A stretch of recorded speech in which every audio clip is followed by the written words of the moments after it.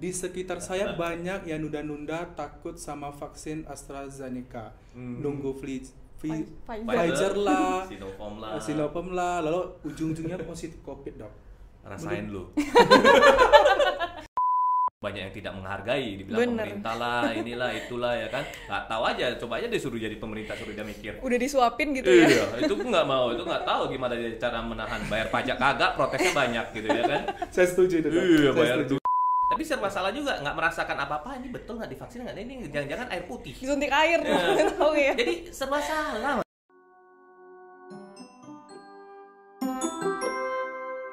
Halo Sobat Pinkes, ketemu lagi dengan saya Stefani Saya Andi di Pinkes, Pelita Indonesia Podcast. Jadi hari ini kita sudah kedatangan seorang dokter yang super ramah, lucu dan menggemaskan. seperti Andi. So pastinya. Ya pokoknya dokter ini adalah salah satu dokter dari salah satu rumah sakit swasta di Pekanbaru. Langsung kita sambut Dr. Widi Hartono. Oh, itu saya kirain menantikan gitu ya. Oh ya, Ya. Mungkin boleh bantu suaranya ya kan. Dr. Widi Hartono. Ya, terima kasih atas undangannya. Suatu kehormatan lah ya. Mudah-mudahan nanti apa yang kita bicarakan di sini bisa bermanfaat dan tidak menyesatkan ya. Amin. Iya, jadi sebenarnya Dr. Widi ini kita kemarin udah ketemu ya di Salah satu rumah sakit. Iya, di salah satu rumah sakit itu untuk vaksin pertama Pelita Indonesia. Benar. Iya. Dan ini saya juga sering melihat dokter ini di media sosial, salah satu Instagram dan TikTok ya, Dok ya. Oh, TikTok sebentar lagi kita akan merambah ke sana deh. Oh gitu ya. Tapi kemarin ada beberapa konten Ada beberapa ya. Nah, di sana Dr. Widi banyak sekali kayak mereview makanan, food blogger ya, Dok ya. Yeah. Dan juga dokter ini sering mengedukasi para followersnya mengenai tentang kesehatan dan salah satunya tentang COVID-19 ini. Yes. Berarti salah satu food blogger juga. Food blogger juga. Kebanyakan di food kayaknya ya. Dok ya. Edukasinya masuk-masuk sedikit lah ya, tapi boleh lah ya. Baik, boleh. Oke. Pantas Andi ngeliatinnya. Oh, karena iya benar juga ya. Makanya tuh kalau setiap kali siang itu kalau butuh makanan ya tinggal scroll aja Tinggal Instagram scroll Dr. Widi Instagramnya. gitu ya. Pantas kamu sehat sekali. Sangat sehat sekali. Kita paket lengkap. Makanan ada, edukasi ada, serius ada, drama ada, ya kan, yang lucu-lucu ada, yang berguna ada. Saya suka tengok yang lucu-lucu sih. Kok aku jadi promo gitu ya? Oke. Saya tadi baru nge-scroll, tapi mau mengaku dosa saya belum follow. Nggak apa-apa. Abis ini saya follow. Wajib ya, harus follow Ya, biar naik followernya sedikit. Iya. Satu jadi. Mungkin bisa promo nanti ya. Oh, itu penting tuh ya. Itu Oh, penting. penting. Itu kan promosi lagi. Ntar kita banyak kena cut loh. Aduh. Oke. Oke, jadi hari ini kita akan membicarakan Yes. konspirasi ya tentang vaksin seputar COVID juga. Yes. Dan kita akan mulai dulu dengan komen-komen dari netizen plus 62. Itu biasanya komen-komennya ajaib tuh. Biasanya Jadi ajaib. komen-komen tentang vaksin, Yes. seputar vaksin dan corona Oke. ya. Ini ada komen yang pertama, mungkin bisa saya bacakan. Katanya udah vaksin 2 kali sejak April, masih kena positif juga. Padahal buka masker cuma pas olahraga aja. Oke. Jadi Padahal harusnya olahraga itu sehat ya, Dok Oke. ya. Tapi ini kok bisa terpapar juga gitu. Iya, padahal gitu dia ya. udah vaksin 2 kali. Gitu. Apakah memang setelah vaksin kita tetap harus pakai masker atau gimana Oke. gitu, Dok? Ini langsung kita balas ya. Iya, Komennya boleh. ya. Kita langsung balas komen ya. Nanti Ini kita kita reply. balas live ya gitu ya. Oke. Jadi udah vaksin 2 kali sejak April, masih positif juga. Pertanyaan pertama adalah positifnya kapan? Ya, ingat bahwa vaksin itu untuk bisa membentuk antibodi itu butuh waktu. Nggak langsung cus 2 kali selesai, langsung terbentuk enggak. Ya, dia butuh waktu sebulan. Sebulan setelah vaksin kedua baru mulai terbentuk antibodi. Jadi pertanyaannya adalah dia kenanya kapan? Oh gitu. Dia vaksinnya selesai mungkin April ya. Tapi apakah kenanya pas 3 hari setelah vaksin yang kedua gitu ya kan. Jadi itu yang pertanyaan pertama. Yang kedua adalah padahal buka maskernya pas olahraganya apa dulu gitu loh.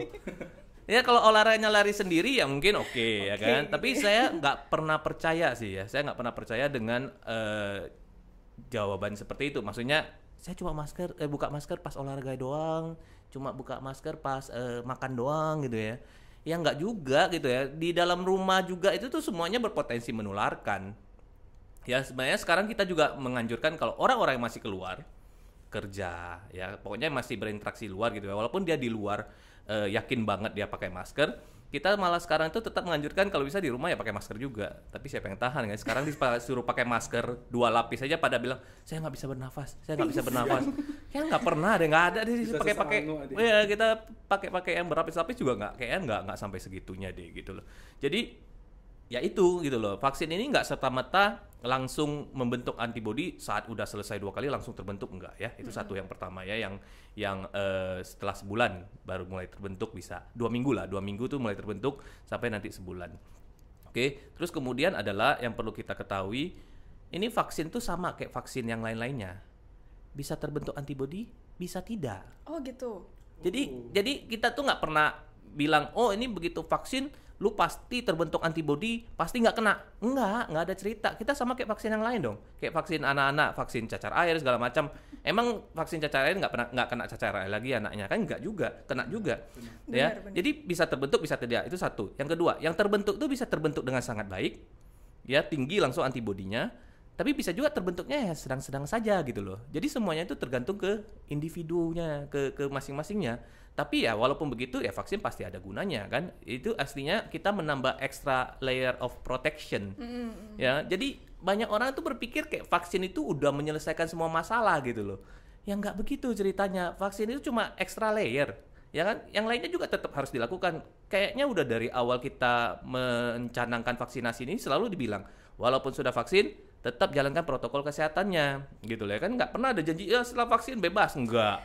Itu kayaknya ya salah mengerti atau dibuat untuk supaya dapat dimanipulasi apa segala macam sih, nggak tahu ya kita ya. Tapi ya begitulah harusnya mengerti tentang vaksin itu gitu loh. Vaksinasi itu bukan jaminan 100%, nggak ada jaminan 100%. Itu sama kayak kita kayak kita ngendara pakai seat belt. Emang jamin kecelakaan nggak mati? Ada juga pakai seat belt mati juga gitu ya. Tapi kan setidaknya lebih aman gitu kan. Kayak misalnya kita misalnya berhubungan gitu, pakai pengaman gitu. Emang jamin nggak hamil? Nggak juga. Kan tetap dia melindungi gitu ya. Tapi pasti ada persentase yang nggak terlindungi gitu aja sih sebenarnya. Pada intinya walaupun sudah vaksin harus menjaga protokol kesehatan. Iya betul. Aduh, jadi keinget teman saya karena dia udah vaksin malas pakai masker, tapi ternyata positif jadi. Iya, memang begitu.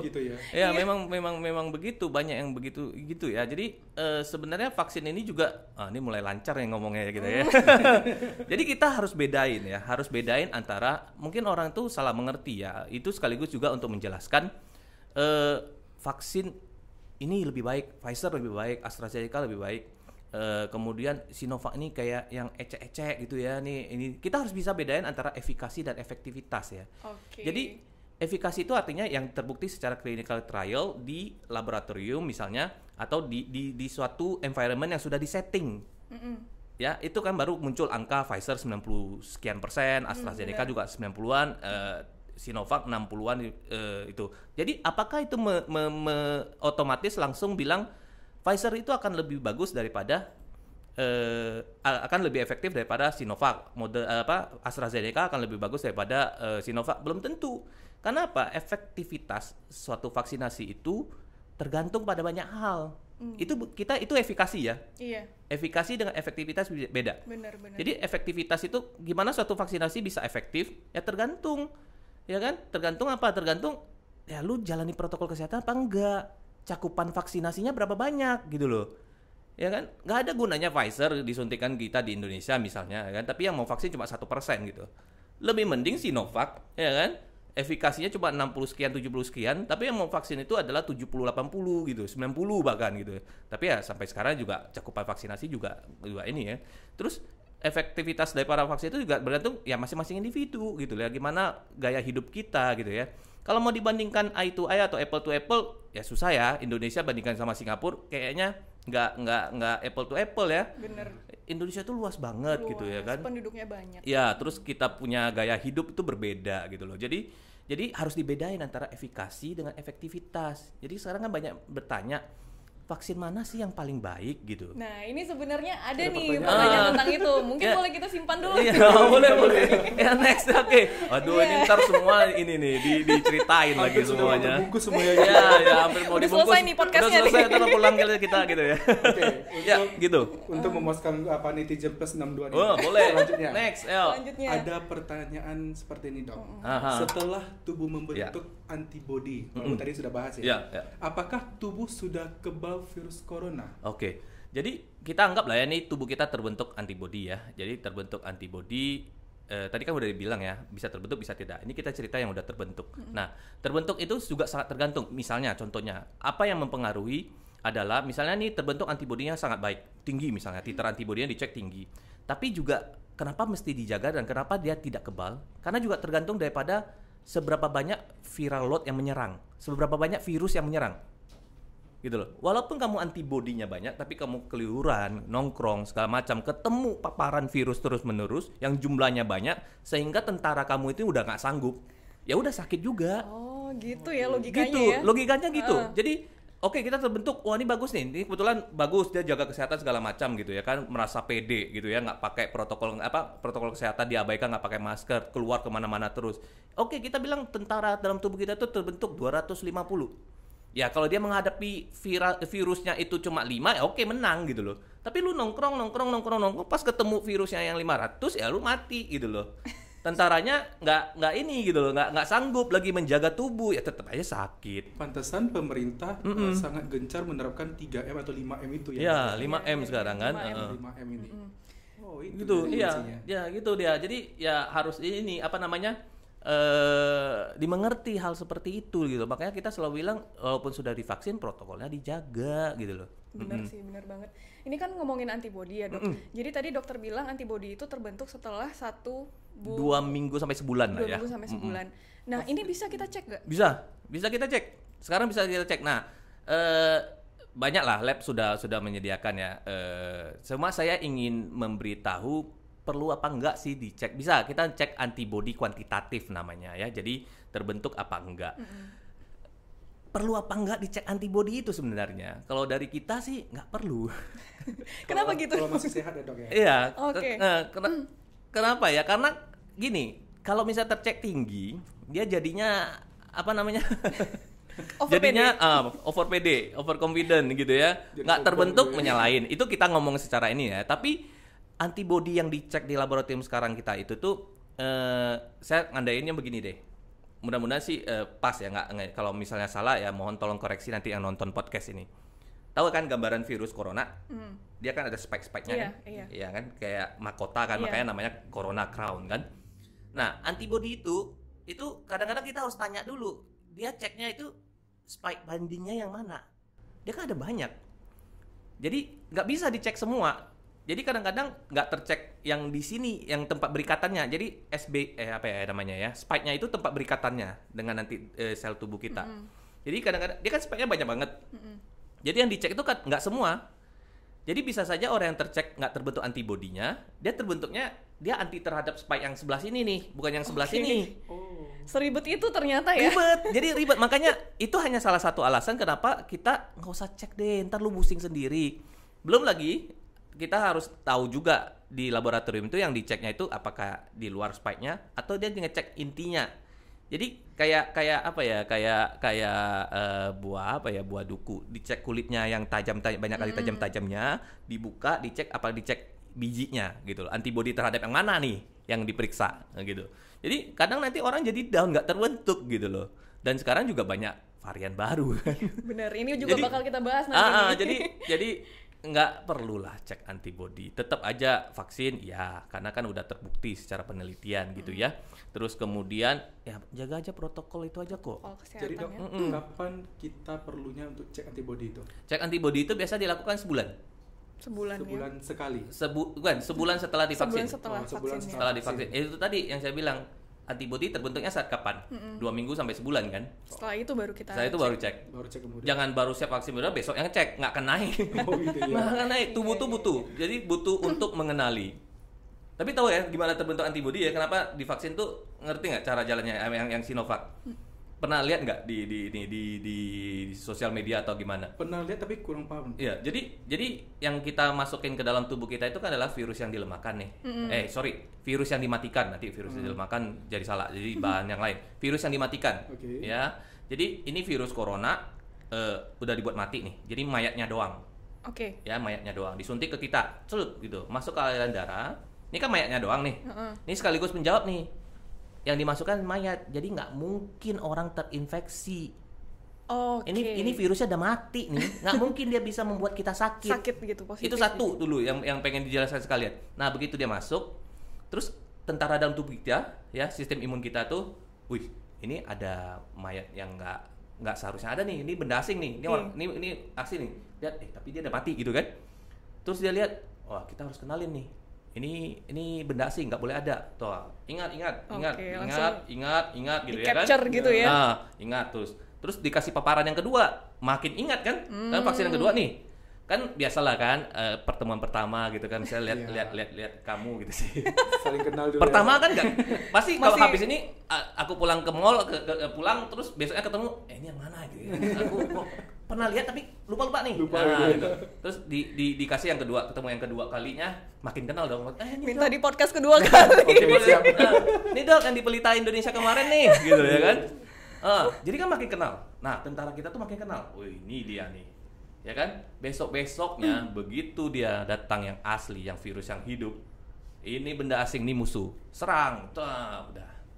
Itu kerjanya. Gitu caranya. Itu caranya. Jadi kita kasih supaya sel memori itu terbentuk, tentara kita itu bisa mengenali inilah penjahatnya. Gitu ya kan? Dikasih kenal 2 kali supaya tentaranya tuh makin ingat, makin terbentuk lebih banyak antibodi itu, supaya berikutnya dia datang, udah langsung kenal, langsung hajar. Gitu. Jadi sistem imun kita kompleks, sederhananya sih begitu ya. Tapi ya gitulah cara kerja daripada vaksin. Tapi banyak vaksin. yang mengartikan tuh ribet gitu. Iya, ya kita berusaha mempermudah gitu ya, pemahaman bagi yang mau. Ada juga yang jelasin juga nggak mau paham gitu ya kan. Karena kita banyak mendengarkan tuh dok, bosan beberapa kalangan gitu kan. Oh kamu kalau udah vaksin ini kamu harus langsung cek antibodinya, itu masuk atau enggak? Kalau nggak masuk vaksin ulang ada gitu. Enggak. Iya banyak itu yang seperti itu. Ulang kan dok? Itu nggak hanya di vaksin COVID loh. Kayak misalnya kita contoh yang paling gampang, yang paling sering disuntik adalah vaksin hepatitis. Bener. Kita juga hepatitis B. Yeah. Itu kita juga suruh ngeceknya 1 bulan. Penjelasannya sama, bisa terbentuk, bisa tidak. Iya. Vaksin hepatitis B 3 kali lagi, 0, 1, 6 bulan.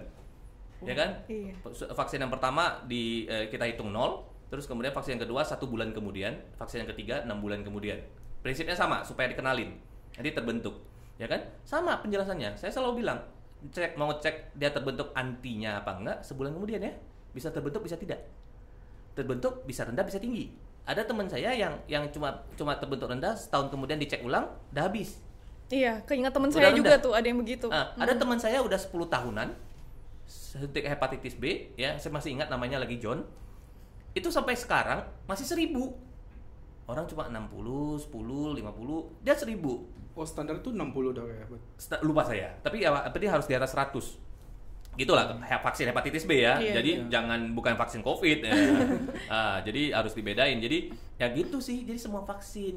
Cuma karena ini heboh padahal ya vaksin semuanya penjelasannya sama. Sama aja ya. Sama.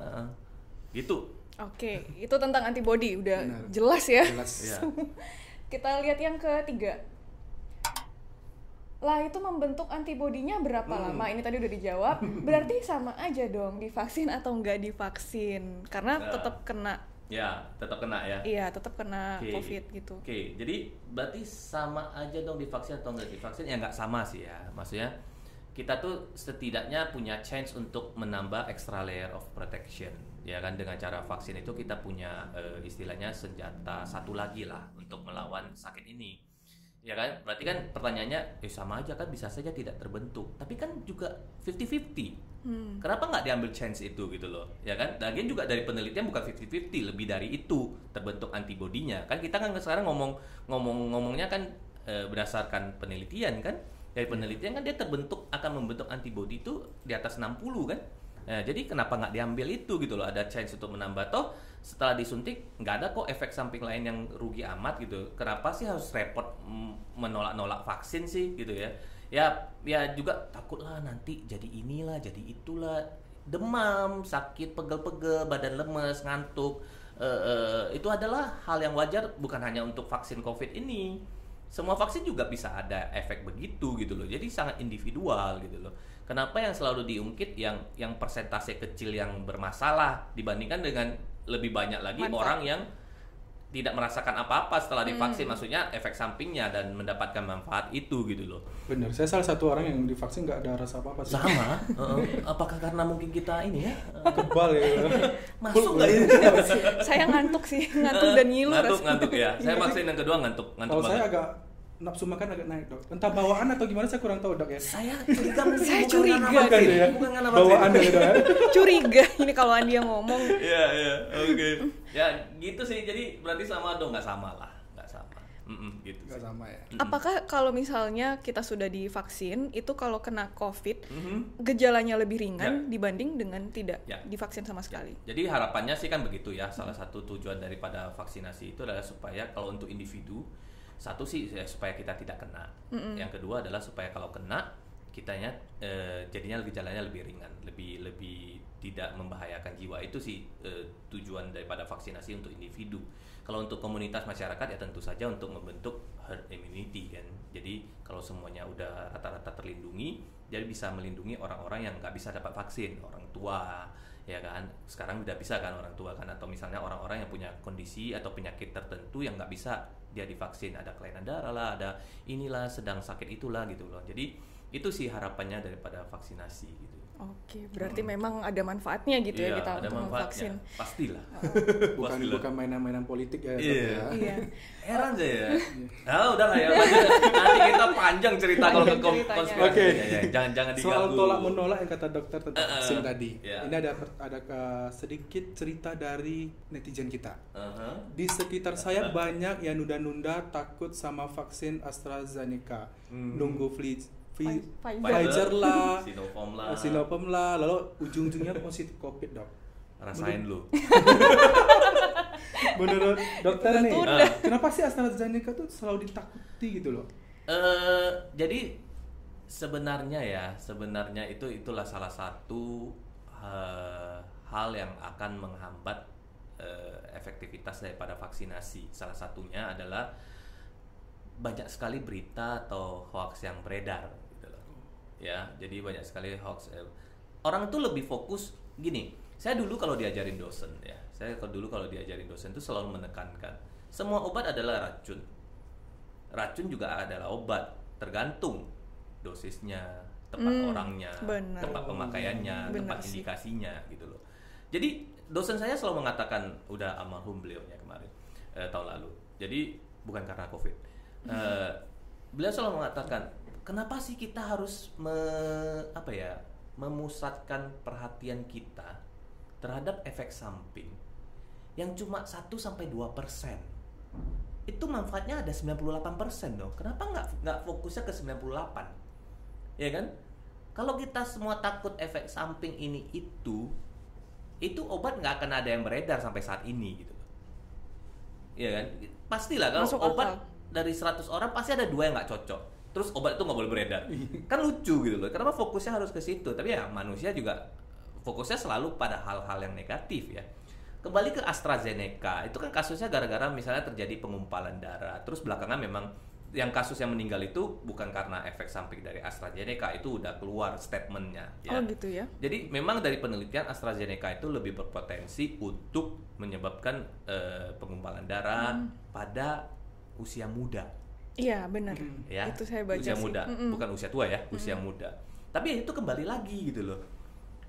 Apakah terserah lah. Kita nih dibilang gambling enggak, udah jelas kok. Persentasenya cuma 1%. Masa nih lu bakalan menang nih, 99% lu bakalan menang, terus mundur gara-gara 1% nih.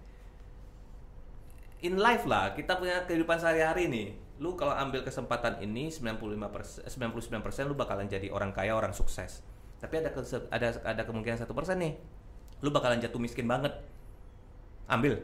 Enggak, gua takut jatuh miskin nih 1%. 1% gitu kan ya. Aneh, nggak masuk logik Iya, gitu loh, iya. nggak masuk logika gitu. Gitulah kira-kira gitu ya. Nunggu Pfizer Oke, Sinopharm itu hampir sama dengan Sinovac. Dia adalah virus yang dilemahkan. Pfizer itu semua vaksin ini pasti nantinya akan masuk ke Indonesia pastinya. Nanti juga mungkin kalau dari pandangannya saya mungkin nanti akan ada vaksin mandiri yang berbayar ya. Jadi sampai kapan sih pemerintah sanggup gitu ya? Ini aja udah jor-joran, tapi banyak yang tidak menghargai, dibilang pemerintah lah, inilah, itulah ya kan. Nggak tahu aja, coba aja disuruh jadi pemerintah, suruh dia mikir. Udah disuapin gitu ya? Iya, itu nggak mau, itu nggak tahu gimana dia cara menahan, bayar pajak kagak, protesnya banyak gitu ya kan. Saya setuju itu. Iya, kita yang bayar duit pajak, dianya enggak, dianya yang protes gitu ya kan. Terus Pfizer ini mungkin kendalanya di kita itu karena Pfizer itu lebih complicated untuk storage. Dia harus minus jauh banget. Jadi susah dia harus di storage yang minusnya berapa ya? Pokoknya dingin banget ya. Saya lupa ya, apa sampai harus minus 70 something lah ya. Mudah-mudahan sih nanti koreksi aja kalau salah ya. Nanti kita cari bareng-bareng ya. Saya nggak hafal.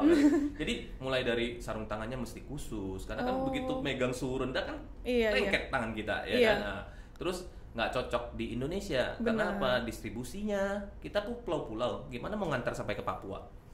Ya kan? Terus dia punya storage itu nggak murah untuk mengangkut ini, ya kan? Kayak misalnya kita pakai Pfizer lah sekarang ya kan, Pelita Indonesia vaksin di rumah sakitnya kita, terus pakai Pfizer gitu ya kan. Begitu buka mau divaksin lu mesti megang dulu ya kan, ngambil yang di bawah suhu, terus tunggu dulu gitu ya kan, tunggu dulu supaya bisa disuntikin, kalau nggak nanti di sini jadi beku gitu ya, jadi Iceman gitu ya kan repot gitu loh. Jadi ya itu tadi, nggak semuanya yang efikasinya Pfizer lebih bagus, tapi efektif nggak buat dijalankan di sini, bisa nggak kita jalankannya gitu loh, nggak bisa.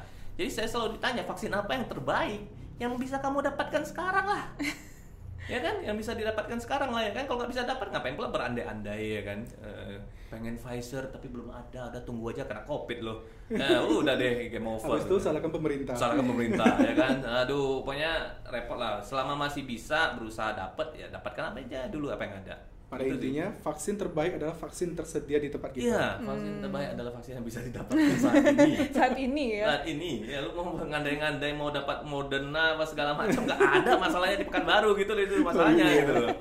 Bener. Masalahnya belum diedarin sama pemerintahnya, lu mau apa? Itu ternyata Sinovac gitu ya kan gitu sih. Teman saya nih ada yang di Jakarta, jadi udah dapat vaksin AstraZeneca nih. Kemarin sempat demam 39 derajat gitu, terus makan paracetamol. Tapi berarti masih aman ya gitu ya dok? Masih aman. Itu masih adalah efek yang sangat apa ya istilahnya, yang sangat ringan yang memang udah diprediksi. Oh gitu. Kan memang udah dikasih tahu bakalan demam. Iya dikasih tahu sih. Pegel, ya cuma kan? mungkin di sosial media lebay kali ya sampai aku demam gini. Ya biasalah sekarang kayak gitu. Anak-anak juga divaksin juga demam kok, dikasih kok selalu dibekali. Merek ya. Paracetamol. Maaf, nanti tolong dikat aja. Paracetamol gitu kan dibekali gitu ya kan. Soalnya dia nggak berapa gitu, nggak support kita ya. Jadi nggak boleh sebut merek ya. Ya gitu sih. Padahal kan udah dibilang sih ada efek lokal ya kan, bakalan pegel, nyeri di daerah suntikan ya kan, mungkin akan terjadi kebas, kesemutan. Terus kemudian efek sistemiknya bisa demam, bisa lemes, bisa sedih-sedih sakit. Itu kan semuanya udah dinyatain gitu loh. Tapi orang berharap dia tidak merasakan apa-apa gitu. Tapi serba salah juga, nggak merasakan apa-apa. Ini betul nggak divaksin nggak? Ini jangan-jangan air putih. Disuntik air, tahu ya. Jadi serba salah manusia. Memang kalau dari dasarnya memang udah bermasalah, ada aja yang dicari ya kan. Aduh. Positif thinking aja gitu. Iya, harus positif thinking aja. Iya betul. Ya begitulah kira-kira. Oke. Mungkin next ini dapat kabar dari quite trusted source di Taiwan. Nggak tahu ya trusted source-nya saya nggak percaya sama trusted source-nya Anda siapa. Katanya yang varian India itu ditenggarai tembus masker dan vaksin nggak mempan. Apalagi dia lebih bahaya 60% daripada yang Inggris. Tolong dibahas Min. Jadi Min siapa yang namanya si admin atau si Mimin? Mimin pergi ke pasar ya. Oke, jadi ya ini juga banyak sekali pertanyaan. Jadi varian dari kita nggak boleh sebut sekarang, nggak boleh sebut daerah ya, udah diprotes sama India segala macam. Jadi kita sebutnya itu varian yang baru ya, varian Alpha, Beta, Delta dan Gamma. Ya jadi yang dari negara ini sepertinya sih Delta ya. Jadi tidak benar bahwa misalnya lebih berbahaya, tidak, lebih gampang menular ya. Oke. Ya, jadi itu kan yang lagi rame sekarang, makanya dianjurin pakai masker 2 lapis karena untuk jaga-jaga katanya berpapasan aja udah bisa droplet segala macam. Nah, itu ya tapi lebih mudah menularkan tapi tidak lebih berbahaya. Itu yang harus dipegang dulu ya. Terus kemudian apakah vaksin yang sekarang itu mempan terhadap varian-varian baru ini masih mempan? Sinovac masih mempan terhadap varian yang lama sama varian Gamma. Ya, varian Gamma yang baru ya. Jadi yang lainnya masih mempan. Dari penelitian masih mempan. Saya sih nggak terlalu hafal Pfizer mempan ke varian yang baru yang mana atau AstraZeneca ke yang mana segala macam. Yang saya ingat karena yang ada di kita kan, malah pikir ribet-ribet yang nggak ada di kita gitu ya kan. Nanti jadinya berandai-andai lagi ya kan. Jadi kalau Sinovac masih mempan ke varian yang lama sama yang Gamma. Jadi mudah-mudahan saya nggak salah lagi ya. Harusnya nggak, tadi baca-baca udah. Oke. Gitu, masih mempan sama ya? Nggak perlu khawatir. Cara kita mencegah gitu loh, apa tetap pakai masker atau maskernya harus double atau sama sih? Ada hal lebih yang harus kita lakukan gitu? Nggak ada. Jadi nggak ada. Sebenarnya cara yang itu jalankan aja protokolnya. Sebenarnya yang paling aman itu adalah stay at home. Tapi nggak mungkin nih. Nggak kerja, nggak dapat makan, mati juga. Jadi jalankan protokol kesehatan 5M seoptimal mungkin lah, dimanapun, kapanpun. Ada teman saya yang sampai parno, sampai di rumah juga pakai masker karena dia keluar. Ya kalau bisa ngelakuin itu ya oke aja, nggak ada masalah gitu loh. Kan malah lebih bagus tidur satu tempat tidur sama istrinya pakai masker, ya sama. Jadi itu sebenarnya ya kalau mau buat drastic measure ya harus begitu kan, kalau memang mau tahu, karena kita nggak pernah tahu kita itu. Jadi saya selalu bilang kita itu harus selalu menganggap kita itu penderita COVID sampai terbukti tidak. Ya kita ini semua ini adalah COVID, penderita COVID nih. OTG dok. Ya OTG ya sampai terbukti tidak dengan pemeriksaan tentunya. Tapi orang berpikir terbalik, ya kan? Dia berpikir saya tidak COVID. Anggap aja kita sampai sehat terbukti iya. Terbukti iya pun marah-marah. Ya kan, terbukti iya pun marah-marah, apa nih katanya kan? Ada nih bohong ini, kalian positif kan ini katanya kan. Padahal banyak hal yang dia tidak mengerti, tapi ya udahlah, sekarang sosial media gampang mah untuk memviralkan begitu. Orang lebih suka kerusuhan, keributan daripada hal-hal positif. Hasil positif sebentar aja lewat gitu. Oh, kalau yang kerusuhan, keributan viralnya lama. Luar biasa memang ya. Sampai-sampai ada menyalahkan rumah sakit ya. Ini rumah sakit ini. Ini suatu konspirasi. Oke, gitu lah kira-kira. Oke dok. Soal fakta dan mitos nih. Ini kita mengenai vaksin, berarti kita berbicara jauh dengan konspirasi. Nah, ini ada salah satu video dok, boleh kita nonton bentar. Saya rasa dokter sudah nonton ya yang ini ya. Oh, ini pakai kunci ya? Iya. Ada yang pakai koin, lalu ada pakai kunci. Lo katanya setelah vaksin itu nanti bisa lengket gitu. Mungkin karena suntiknya itu ada vaksinnya ada magnet gitu ya, atau ada chip gitu. Itu benar nggak dok? Menurut dokter gimana? Fakta atau mitos? Kalau saya suka jawab, emang siapa lu ditanamin chip gitu? Penting apa lu buat negara orang lain gitu? Penting apa lu? Penting apa lu? Presiden bukan ya kan? Pejabat bukan ya kan? Emang dan ini skakmat banget sih. Iya. Padahal ya sebenarnya itu ya, kita tuh dipasangin chip lewat mana loh?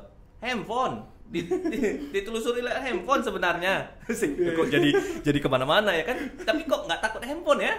Padahal handphone itu semua data kita tuh bisa diambil, kita itu kemana itu bisa dilacak. Iya, foto-foto kita tersimpan tuh gampang aja diambil ya. Kamu lagi selfie live itu aja bisa diambil sekeliling itu bisa. Tapi nggak takut handphone, takutnya vaksin ditanamin chip. Repot amat, ngapain tanam chip ke seluruh dunia ya kan? Emang siapa banget, mending tanam chipnya ke presiden kayak atau ke apa gitu ya kan?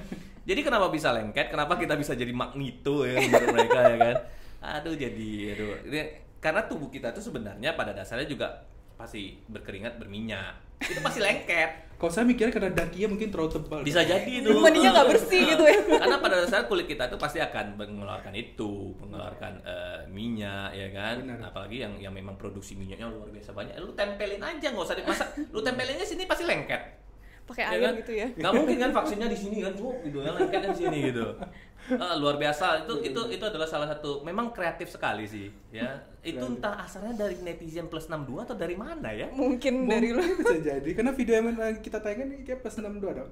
Tapi Di luar negeri juga begitu sih. Oh, ada juga gitu ya? Gitu. Amri mereka juga rata-rata kan kita follow yang dokter-dokter di luar gitu ya, yang memang influencer juga gitu ya kan, selebdok gitu kan. Jadi mereka juga gitu loh, ngetawain gitu, yang bilang tanam chip gitu segala macam gitu. Ya sama sih ya, ternyata seluruh dunia ya, nggak hanya di kita kok. Di kita kurang edukasi berarti ya. Ya sebenarnya sih edukasi sih banyak mungkin ya, mau kurang apa enggak mengerti gitu loh, tidak open ya, berarti Sobat Pinkes harus memerhatikan berita-berita yang diterima, jangan langsung diterima langsung, jangan langsung semua diserap gitu, langsung diserap gitu ya kan. Iya, betul sekali. Nanti piring mamanya pula lengket di sini kan, Dok. Iya, piringnya besi, plastik. besi plastik ya? lengket. Cobain aja kali ya. Lewat dikit kan kuali lengket gitu. Kuali lengket. Itu betul-betul harus diteliti anak itu. Bener nggak dia mengandung magnet ya? Aduh, mohon maaf lahir batin ya, tidak bermaksud mengejek secara diam-diam. Oke, Dok. Jadi kemarin itu beberapa waktu yang lalu ya, kan Riau itu sempat tinggi angka COVID-nya, sampai kita tuh juara. Yes. Juara ya? Iya, juara. Kedua bahkan pertama ya. Juara sehari itu ya? Iya. Juara sehari ya, besoknya udah langsung dilengserkan ya sama Jawa Barat ya. Dia lagi berlomba-lomba nih, Dok. Indonesia. Iya. Menurut dokter kenapa ya kemarin itu Riau bisa sampai segitunya gitu? Sebenarnya sih mungkin kita kemarin yang sehari ya. Kalau saya sih mungkin ingin lebih bahasnya kenapa sih angka itu sekarang makin lama makin tinggi di Indonesia aja lah secara keseluruhan ya. Tapi kalau mau dibawa ke Riau kemarin itu juga oke. Ada beberapa hal yang menyebabkan. Yang pertama itu adalah mobilitasnya terlalu tinggi. Ya, mobilitas kita sih sebenarnya udah prediksi nih. Kalau setiap kali ada mobilitas pada acara-acara besar, perayaan segala macam itu pasti nanti 2 minggu setelah itu angkanya akan melonjak. Itu yang susah, dan itu memang yang salah satu penyebab kenapa di zaman sekarang, di zaman modern saat ini gitu ya, pandemi akan lebih susah berakhir. Kan kita belajar dari sejarah nih, pandemi sebelumnya itu kan rata-rata memang 2 tahun. Iya. Ya rata-rata memang 2 tahun, dan yang kali ini akan diprediksi lebih susah. Wow. Karena apa? Ya karena itu mobilitasnya tinggi banget. Karena kalau orang dulu kan susah ya mau pindah dari satu daerah ke daerah yang lain, itu kan repot, lama gitu kan. Jadi punya waktu untuk contain gitu kan. Harus pakai kapal yang berhari-hari baru sampai ke daerah sana. Ya kalau zaman sekarang kan simple banget ya kan, sebentar baru diperiksa di sini ternyata hasilnya positif, dia udah di Bandung. Dia udah di Bandung gitu loh. Ya kan? Bayangin aja dari perjalanannya ke sana tuh kontak dengan berapa orang, walaupun dia pakai masker lah segala macam, nggak pernah percaya saya. Nggak pernah yakin bahwa betul-betul bisa menjalankan protokol kesehatan. Itu satu, mobilitasnya terlalu tinggi, terutama di saat-saat hari-hari besar perayaan. Kita kan perayaannya banyak banget ya. Iya, banyak banget. Nyusul mulai dari akhir tahun baru, nanti Imlek, nanti ini banyak betul-betul tuh. Kapan mau, jadi grafiknya gini aja terus gitu ya kan, akhirnya orang bosan ya udah cuek aja jadinya. Itu yang pertama. Yang kedua itu adalah rendahnya tracing dan testing. Orang kita tuh disuruh periksa tuh nggak mau. Wah, ini nggak mau. Ini bener banget. Nggak mau. Jadi nunggu udah betul-betul udah mau abis lah. udah ini baru pergi periksa segala macam. Nah, bayangin aja selama dia sakit itu tuh dia udah nularin ke berapa banyak gitu kan. Dia denial gitu kan. Dia nggak mau di trace, dia nggak mau di testing gitu ya kan. Dan testingnya juga waktunya nggak pas lagi segala macam. Dan kita belum bilang yang negatif itu false negatif gitu ya. Jadi selama kehaluan itu seberapa banyak dia udah menularkan. Jadi nggak heran angkanya juga tinggi. Kalau kita tahu dari awal, tentu kita bisa menangani lebih cepat gitu kan. Terus kita bisa trace. Kalau orang yang mau di trace, udah kontak sama siapa aja. Bener sih. Ya kan. Jadi kalau di luar itu tracingnya dan testingnya itu lebih baik. Ya maksudnya citizennya, warga negaranya itu lebih responsible. Ya kayak contoh misalnya ipar ada di Australia gitu ya. Gitu kalau misalnya ada satu case gitu ya positif, nanti mereka akan trace. Ini orang ini beberapa hari sebelumnya ini udah kemana aja. Nanti mereka akan announce. Bagi yang berada di daerah ini pada tanggal sekian, jam sekian sampai tanggal sekian harap memeriksakan diri. Gratis. Gitu. Jadi ya itu kita masih rendah banget tracing and testingnya. Terus kemudian mungkin yang ketiga itu yang menyebabkan itu adalah terlalu banyak berita viral, berita hoax yang beredar ya. Banyak sekali berita-berita yang menyesatkan. Jadi akhirnya apa? Akhirnya ya orang juga takut ya kan, rumah sakit meng-covid-kan, nggak covid dibilang covid gitu ya kan. terus segala macam lah ya, belum lagi tanggap masyarakat kalau ada yang COVID, gimana perlakuan mereka, memandangnya gimana, segala macam. Itu juga buat orang akhirnya ya kembali lagi kan malas untuk tracing dan testing kan. Jadi itu terlalu banyak lah hal-hal seperti itu, dan di kita bukannya gimana ya, tapi percaya banget ya, gampang banget percaya dengan sesuatu hal gitu loh. Even juga ya orang-orang yang kita lihat ini kayak harusnya berpendidikan di sini, tapi kok bisa begitu ya gitu. Bisa percaya hal-hal yang seperti ini. Jadi kadang-kadang gitu ya? memang agak-agak wow juga kan lihatnya kan. Terus kemudian yang berikutnya yang bisa menyebabkan hal ini meningkat tajam ya, itu juga apa ya istilahnya ya, ya itu nggak mau vaksin juga. Ya itu nggak mau vaksin juga. Itu kan cakupan vaksinasi daripada target kan belum terlalu tercapai banyak ya.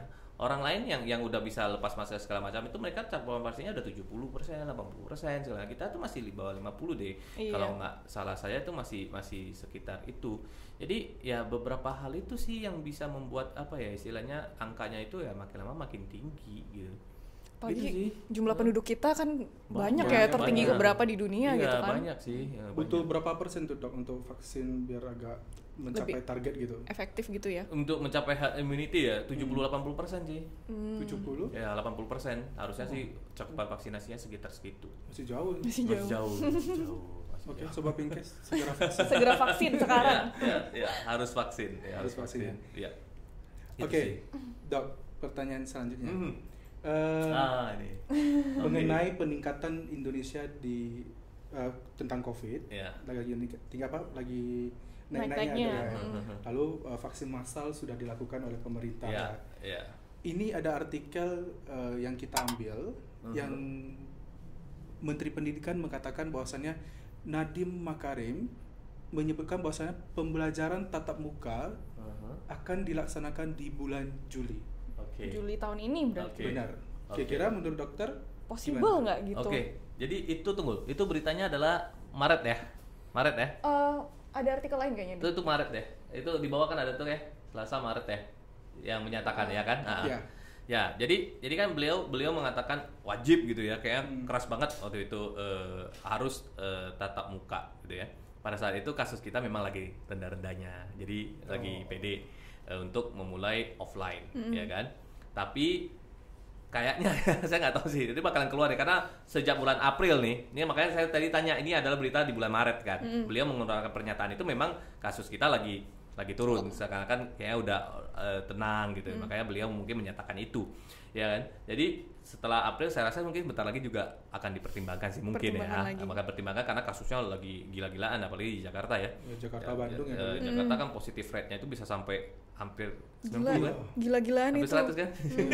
Jadi semua yang di testing itu positif gitu. jadi luar biasa ya, kenapa ya gitu ya. Jadi gini, kalau saya sih tetap tanggapan saya selalu mengikuti rekomendasi daripada yang berkompeten ya. Tentu saja dalam hal ini karena medis kan, kita ikut rekomendasi daripada Ikatan Dokter Anak Indonesia. Ya, rekomendasinya apa? Boleh buka offline, tapi ada banyak syarat yang harus dipenuhi. Ya, jadi bisa dilihat di halaman websitenya IDAI, ya, Ikatan Dokter Anak Indonesia di sana. Mungkin nyontek sedikit ya, daripada saya salah-salah baca rekomendasinya. Boleh. Karena banyak banget serius, itu ada 4 slide PDF ya. Jadi tapi kalian bisa langsung baca aja nih, ada rekomendasi Ikatan Dokter Anak Indonesia mengenai pembukaan sekolah di masa pandemi pemuktahiran 27 April 2021. Jadi ini mereka buat di April. Pernyataan Pak Menteri kan di Maret gitu ya.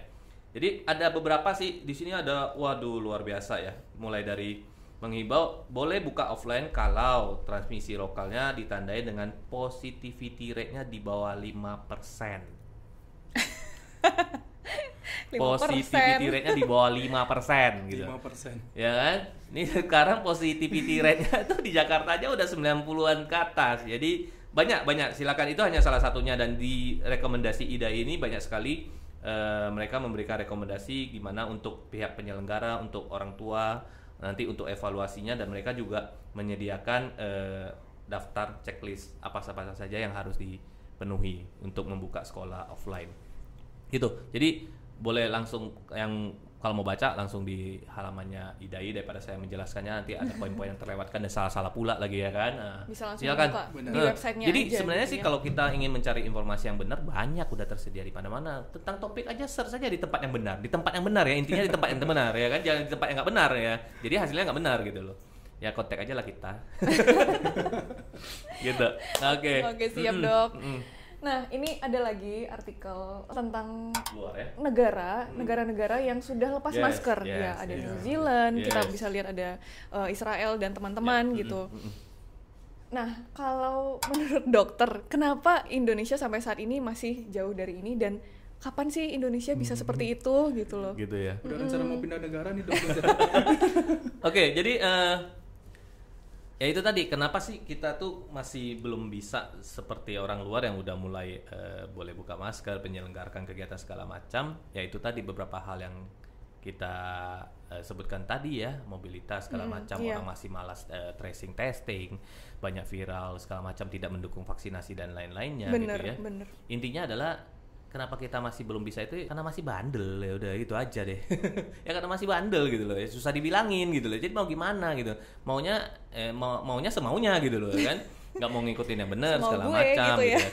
Ya itu kenapa sebabnya ya kan. Terus kapan lah ya kayaknya. Susah saya jawabnya itu kapan itu susah. Memang sih ada target ya, maksudnya kan kalau baca berita juga pengennya akhir tahun ini gitu ya. Lumayan positif gitu ya, PD menyatakan bahwa akhir tahun ini kita bisa lepas masker deh gitu ya. Tapi rasanya sih enggak ya. Yang pasti sih kalau kita ya misalnya mudah-mudahan nanti akhir tahun dinyatakan udah bebas pandemi. Kalau kita sih, saya pribadi lah, kita di medis sih pasti tetap pakai masker. Pasti tetap pakai masker kita minimal ya 6 bulan setahun lah ya kan, apalagi kita yang langsung kontak gitu ya kan. Terus mungkin satu hal lagi yang harus yang harus kita telaah benar-benar dari berita-berita di luar ini yang mereka tidak pakai masker segala macam, karena kita nggak pernah tahu berita itu tuh dibuat apakah memang benar-benar sebenarnya.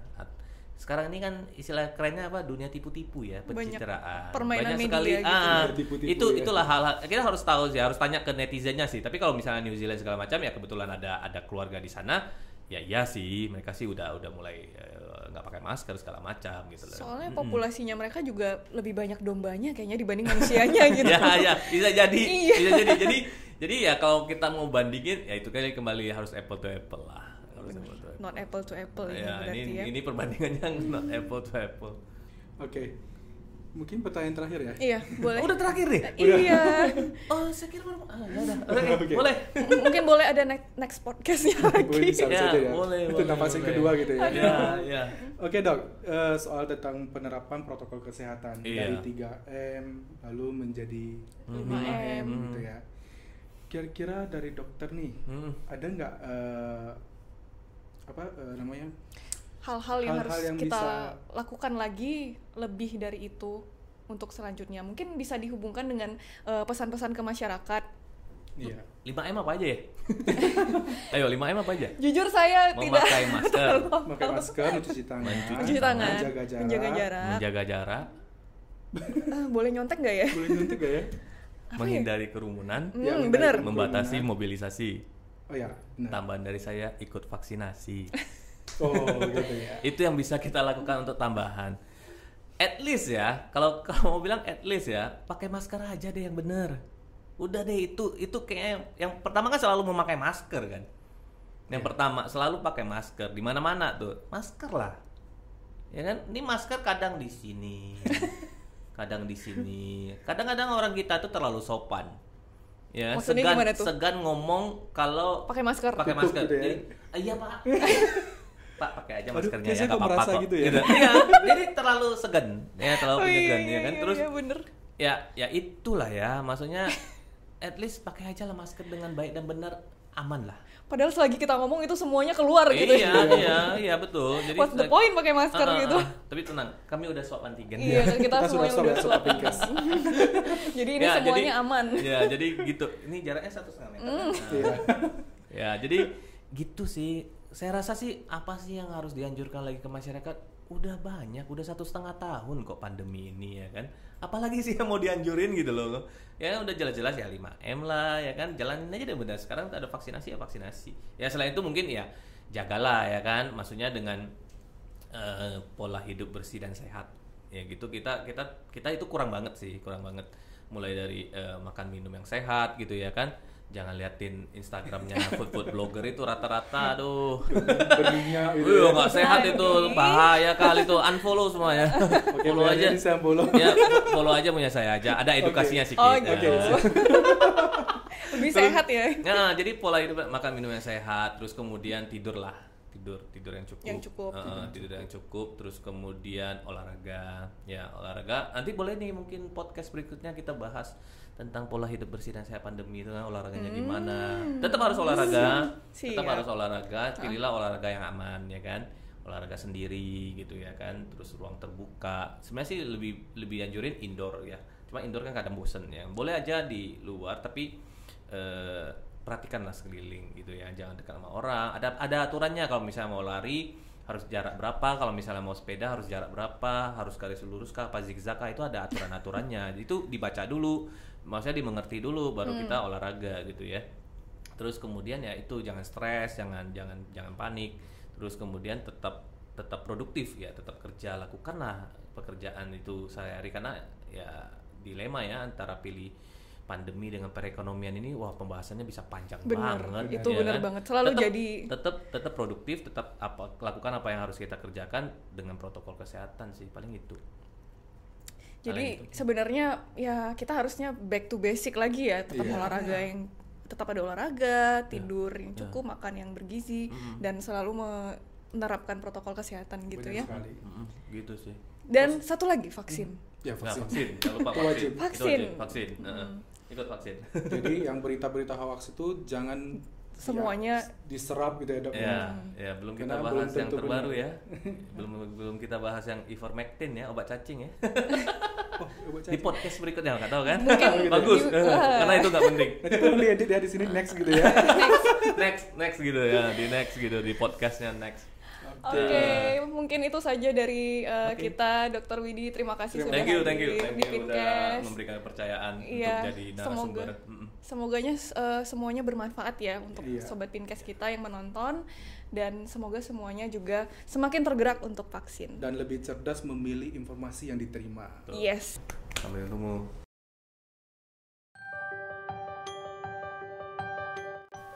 Jangan lupa untuk subscribe, like, komen, dan share video ini.